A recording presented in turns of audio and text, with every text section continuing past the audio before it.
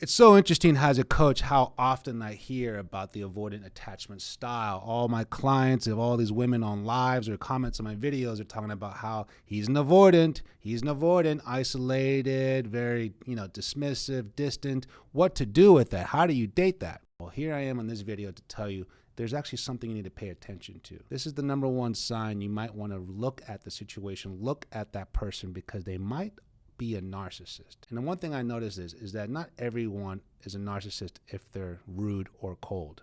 Not every avoidant is a narcissist, but there are certain similarities in the beginning of habits or characteristics.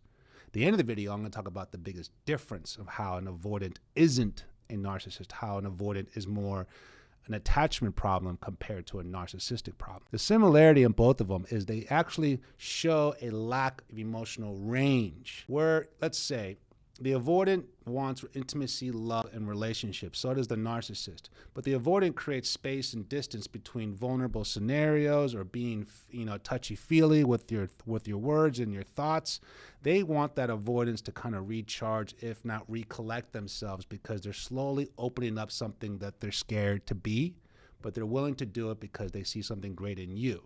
That's a healthy and avoidant attacher. The narcissist lacks emotional range because of choice, because of power, because of superiority, because they like to think of themselves, you aren't worth this time. You're not worth my advice. You're not worth my company. The love avoidant is dismissive to others to keep them away from more of a takes me a while to warm up, or I'm not as outgoing, I'm a little more introverted, or I have anxiety, whatever all those reasonable factors are. They still want to slowly get to that point of getting to know more of your world, your family, or coworkers, but it takes them time.